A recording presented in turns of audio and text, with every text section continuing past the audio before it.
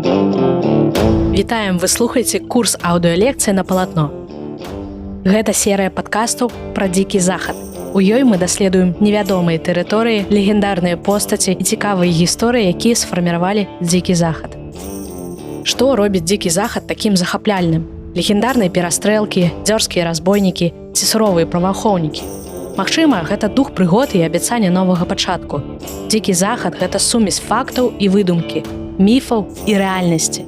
Галівуд і літаратура рамантызавалі гэты перыяд, але рэальныя гісторыі іншыя і яшчэ больш пераканаўчыя. Незалежна ад таго, ці з'яўляецеся вы аматарам гісторыі, фанатам вэстэрнаў або проста цікавіцеся гэтым захапляльным перыядам, у нас ёсць нешта цікавае менавіта для вас. Лекцыя 4. Карэнныя амерыканцы і дзікі захад. Галоўная трагедыя эпохі. Да еўрапейскіх пасяленцаў амерыканскія землі засялялі індзійскія плямёны. Гісторыя дзікага захаду будзе няпоўнай без разумення багатай культуры і глыбокага ўплыву індзійскіх плямёнаў.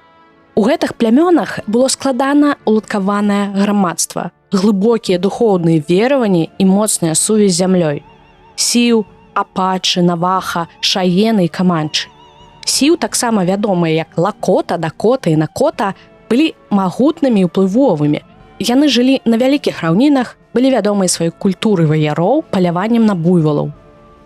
Апачы ўключалі ў сябе таксама шэраг плямёнаў, якія насялялі паўднёвы захад ЗША. Яны былі вядомыя сваім жорсткім супраціўленнем каланізацыі і майстэрствам вядзення партызанскай вайны. Апачы былі качэўнікамі. Яны займаліся паляваннем, збіральніцтвам, рабілі набегі. Наваха жылі на паўднёвым захадзе. Іх ведаюць дзякуючы ткацтву, вырабам срэбра і жывёлагадоўляй. У Наваха было матрылінейнае грамадства, дзе кланы адыгрывалі значную ролю ў грамадстве. Шаены мелі багатую культуру, якая ўключала складаныя цырымоніі. Яны, як і іншыя плямёны, змагаліся супраць каланізатараў. Каманчы былі выключнымі вершнікамі і дамінавалі сярод іншых на паўднёвых раўнінах. Яны былі налётчыкамі і займаліся гандлем. Карэнныя амерыканцы і еўрапейскія пасяленцы мелі прынцыпова розныя погляды на зямельную ўласнасць, кіраванне і справядлівасць. Пасяленцы тлумачылі набегі на паселішча ці напады на вагоны, як злачынныя паводзіны карэнныя амерыканцы разглядалі як акты абароны, спробы вярнуць свае землі. Адным з самых значных канфліктаў былі войны сіў. Серыя бітваў перамоў паміж злучанымі штатамі і рознымі плямёнамі сіў. Яны працягваліся ад 1854 года да 1890-х. Першы буйны канфлікт, разня ў Гратані, адбыўся ў 1854 годзе. Ён пачаўся пасля таго, як амерыканскі армейскі атрад сутыкнуўся з групай індзейцаў з племені Лакоты за каровы, якая заблукала ў іх лагер. Інцыдэнт прывёў да гібелі 29 вайскоўцаў і падрыхтаваў глебу для далейшых канфліктаў. Яшчэ адным значным канфліктам стала вайна Чырвонага воблака. Яе называлі па імені правадыра індзейцаў Лакота Чырвонага воблака. Вайна распачалася пасля будаўніцтва сцежкі праз паляўнічыя ўгоддзі індзейцаў. Вайна скончылася перамогай індзейцаў. Яны захавалі сабе кантроль над прылеглымі тэрыторыямі. Праз 10 гадоў за гэтыя ж землі пачалася новая вайна. Яе назвалі Вялікай вайной сіў. З-за таго, што там знайшлі радовішча золата, а амерыканскі ўрад жадаў узяць гэта пад свой кантроль. На жаль, індзейцы пацярпелі паражэнне ў Вялікай вайне. Большасць лідараў сіў і іх паслядоўнікі здаліся. Іх перасялілі ў рэзервацыі. Вядомы індзейскі ваяр Джераніма так успамінаў свой прамежак часу ў сваёй аўтабіяграфіі. У нас не было іншай краіны, у якую мы маглі б паехаць. Салдаты выгналі нас з нашых дамоў, і мы схаваліся ў гарах. У нас не было ежы, нашы дзеці галадалі. Мы змагаліся, каб абараніць нашы сем'і. Гэта была цяжкая і горкая барацьба, але мы былі поўнай рашучасці заставацца свабоднымі. Джераніма быў з племені апачы. Ён узначальваў шматлікія рэйды супраць мексіканскіх і амерыканскіх пасяленцаў і ваенных сіл. Яго гадамі пераследавалі, а з часам, дзякуючы здольнасці пазбягаць захопу і супраціўленню, зрабілі з яго сімвал індзейскага супраціву. Ён здаўся амерыканскім вайскоўцам у 1886 годзе і рэшту жыцця правёў як ваеннапалонны.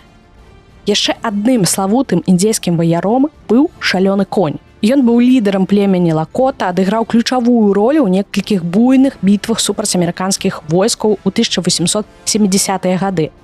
Шалёнага каня лічылі галоўнай пагрозай ураду ЗША. У 1877 годзе яго схапілі і забілі пры спрэчных абставінах, нібыта ён супраціўляўся пры затрыманні.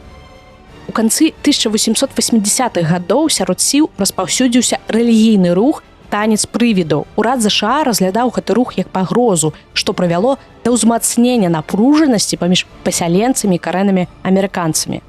У канчатковым рахунку гэта ўсё скончылася разнёй у Вундні. Амерыканскія салдаты забілі ад 150 да 300 індзейцаў з племені Лакота, у тым ліку жанчын і дзяцей. Многіх індзейцаў гвалтоўна вывозілі з зямель продкаў і перасялялі ў рэзервацыі.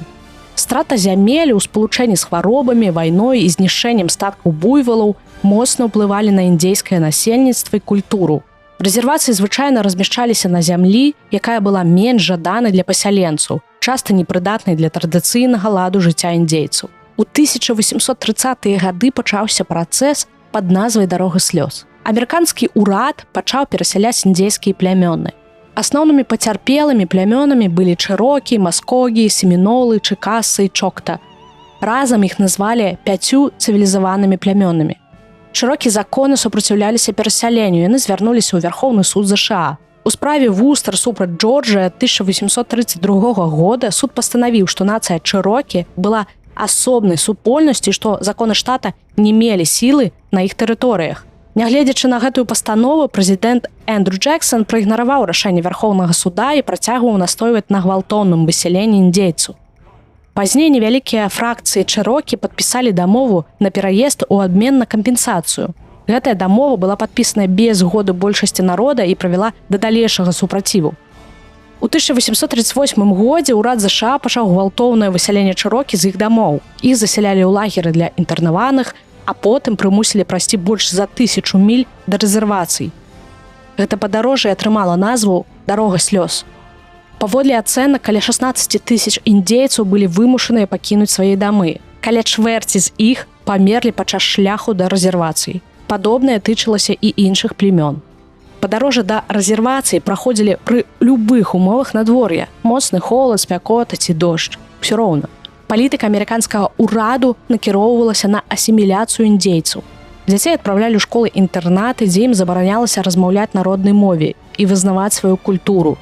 Школы мелі на мэце цывілізаваць індзейскіх дзяцей шляхам сцірання іх роднай ідэнтычнасці і навучанню англійскай мове. Жыццё ў рэзервацыях адрознівалася крайняй галечай. Зямля часта была непрыдатнай для земляробства, традыцыйная гаспадарчая дзейнасць была абмежаваная або немагчымая. Многія рэзервацыі абапіраліся на неадэкватныя і нерэгулярныя дзяржаўныя пайкі для існавання. Імі кіравала бюро па справах індзейцаў з патэрналісцкай і аўтарытарнай палітыкай. Барацьба амерыканскага ўраду супраць карэнных амерыканцаў паказвае на сур'ёзныя канфлікты паміж каланізацыйнымі імкненнямі і правамі карэнных народаў. Гэтыя канфлікты прывялі да масавага высялення, генацыду і страты культурнай ідэнтычнасці карэнных супольнасцяў. Урад выкарыстоўваў палітыку прымусовай асіміляцыі і перасялення, што прывяло да разбурэння традыцыйных структур і сувязяў карэнных народаў з іх землямі. Дзякуй, што былі з намі, вы слухалі эпізод нашых лекцый «Кароткая гісторыя дзікага захаду» пра карэнных амерыканцаў. У наступным эпізодзе мы раскажам, як дзікі захад паўплываў на жанчын і як яны ўплывалі на дзікі захад.